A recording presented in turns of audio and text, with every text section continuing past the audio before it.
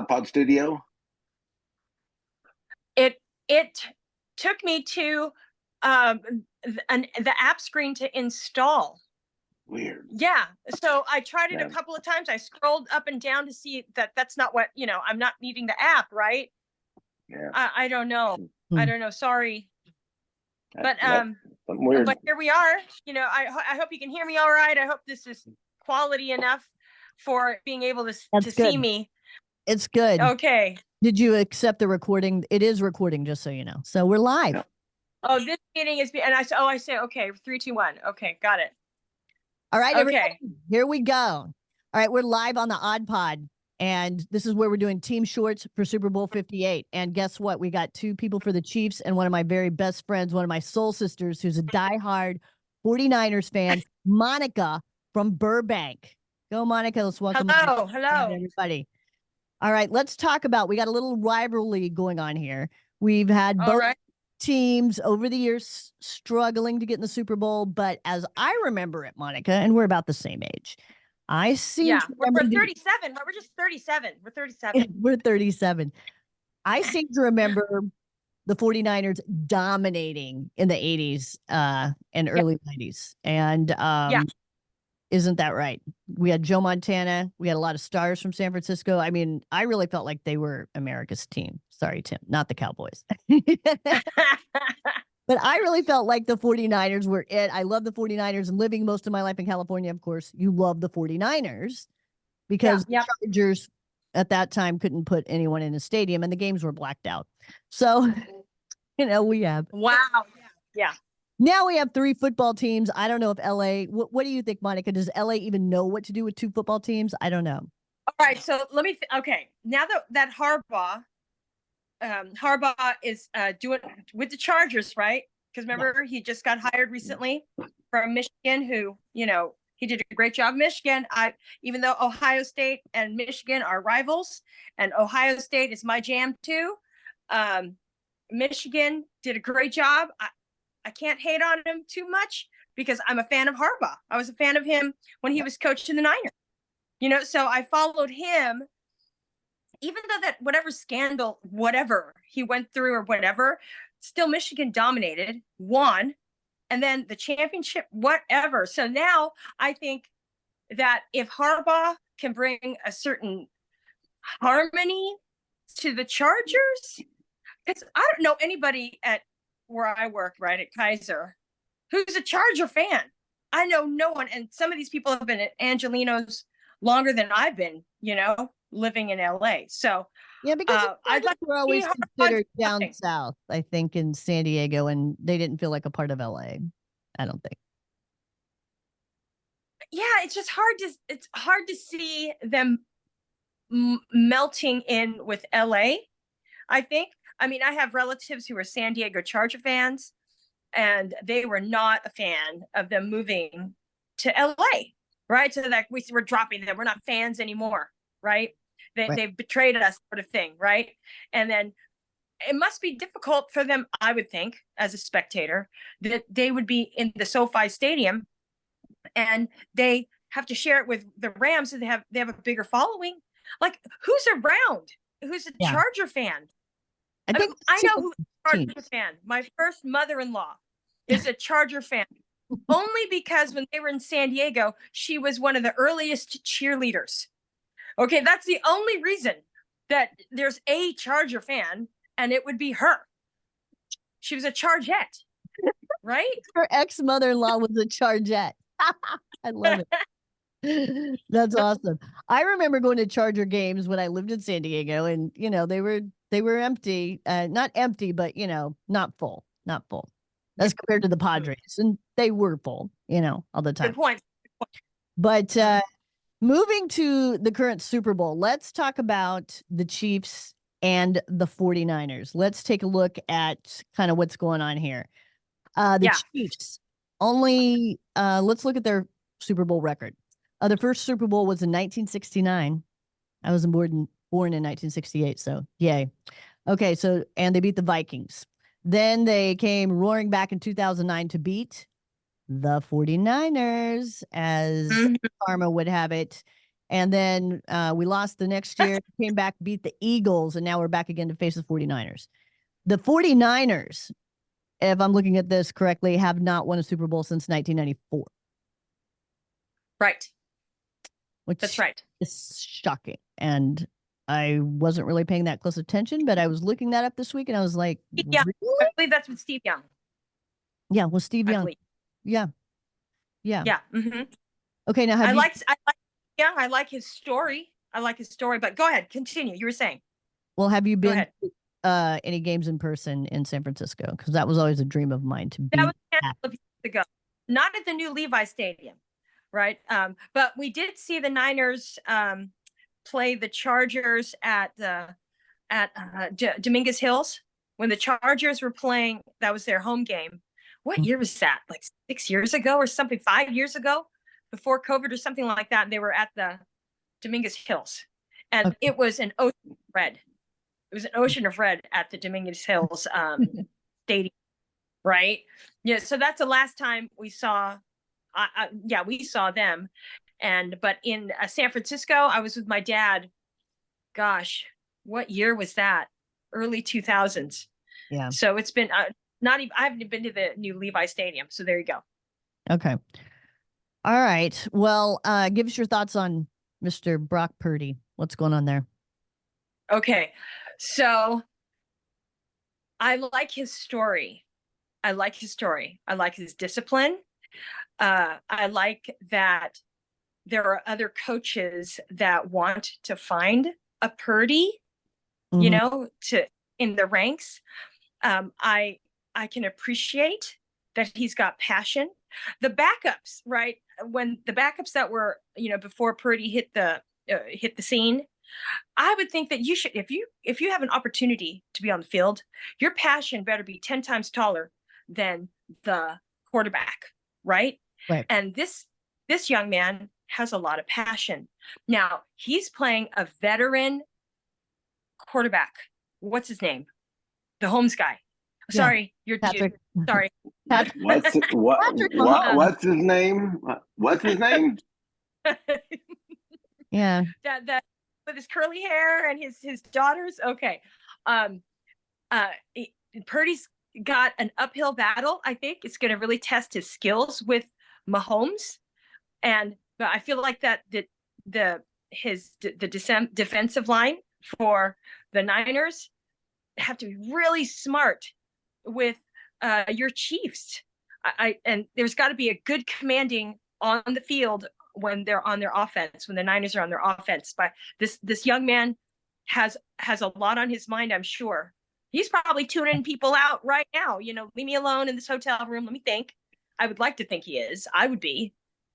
Yeah, That's like my deep meditative state. Like I wouldn't be talking to anyone. But I got it. But you got to admit, man, the 49ers and the Lions, I mean, come on. They came back with a vengeance. And I think the entire country was going, what? Oh my God, this is the best game of football all year. Mm-hmm. Okay, so with that game, even though I want my team to win always and forever, I wanted to see two particular people do well on the Lions. I wanted to see Aiden Hutchinson, and I think he's a defensive end, and he's from Michigan under Harbaugh. But I like how he played. Mike and I like to watch the draft, and these students come up through the years, right? And I wanted to see Goff do well because I thought he got the short end over there when he was with the Rams. I thought, but of course the Niners won. But I still wanted to see this team do really well, right? There was that what do you call that on NFL where they have the preseason and the camera follows the team? Not NFL 360, but it's one of those preseason shows. Yeah. And so season before last, it was the first season for Hutchinson and the Lions, and I grew to appreciate this team is hungry, right? Because by watching those documentaries and small snippet films, you just see behind the helmet, Yeah. And so I want to see those two guys do well. they did great. They did. And the Niners stomped that situation, but I really wanted to see them they could come on my team. They could, well, open arms, come on to the Niners. We'll have you. All right. That's great. I like that.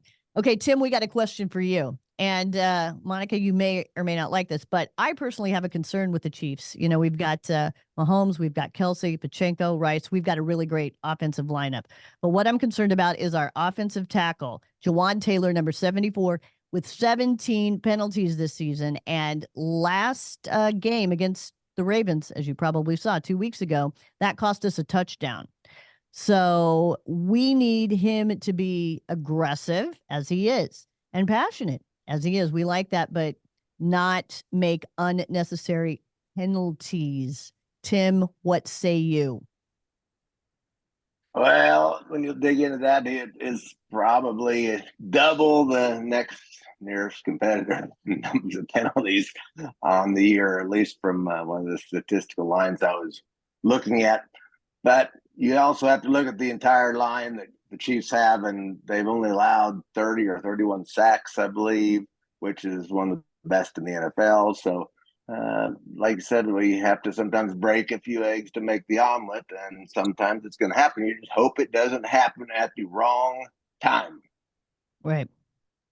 Right, I think so. And then ironically, I think as we were discussing, we also have Trent Williams, number 71 on the offensive line with only 7 penalties, and he's one of the better linemen in the entire league. So, we hope that the Chiefs can come out strong and it's a good game. I hope we avoid penalties. And Monica, what do you think about playing in the new Vegas stadium? I mean, I think that's a great idea. Okay, friends who are mad, who don't like it. It's like somebody's having a party in your house and you can't go in your house. It's strange for me to see my coworkers, right? And I had my brother-in-law is a Raider fan, and Mike's best friend, Jamie Rico, he's big time Raider fan, right? In fact, he gave me and Mike our bling. He gave Mike a Vikings necklace just like this. And anyway, it looks uncomfortable. I saw this dad walking his children to school. He had a Raiders jacket on, like diehard, he's sporting it. And I wanted to stop him and say, bro, I feel for you. We'll take care of your stadium, right? And the only reason this is because Jerry Rice played for the Raiders, right? So like his closing career, right? So it's like an Oakland Raiders. I grew up under the Oakland Raiders. They went to Vegas. I was not a fan, but I'm always going to love the Raiders because we shared a bridge and a toll booth, So I'm warm to that. I could see why there's a lot of Raider folks that are weirded out by that, right? And it's bringing so much money into the city. But I'm curious even more to see what the Raider players, the actual players have to say. This is like this is our hometown. What are you doing? It trips me out to see that. Yeah. Well, and I'll comment too that Joe Montana was a former Chief, y'all. So if the Chiefs are doing are playing somebody, I'll softly in a distant love cheer for the Chiefs, only because Montana was with you guys for a quick second. Yeah, that's the only reason why. Quick second. Yeah, I think it's going to be a great game. I hope it's a good game. I hope it's a fair game. I hope there's not a bunch of obnoxious penalties going on because that's frustrating for both sides. So, we'll wrap it up here. Monica, thank you so much. Monica from Burbank coming on. Woohoo. Thanks for coming on the Odd Pod and Team Shorts. And we want everybody to tune in to Super Bowl 58. Wow. I'm almost as old as the Super Bowl. Tim is as old as the Super Bowl. His birthday is coming up at the end of the month. So, Tim. Not quite. I'm 57. I will be 58. You so will be 58. I follow those Super Bowls right up there. So good. Tim is almost as old as the Super Bowl. Now, my next cast, we'll be talking a little bit about sports history and me growing up in a football crazy house. I'm going to talk about my next. And maybe you want to enjoy that conversation with me, Monica. I don't know, but it's I would.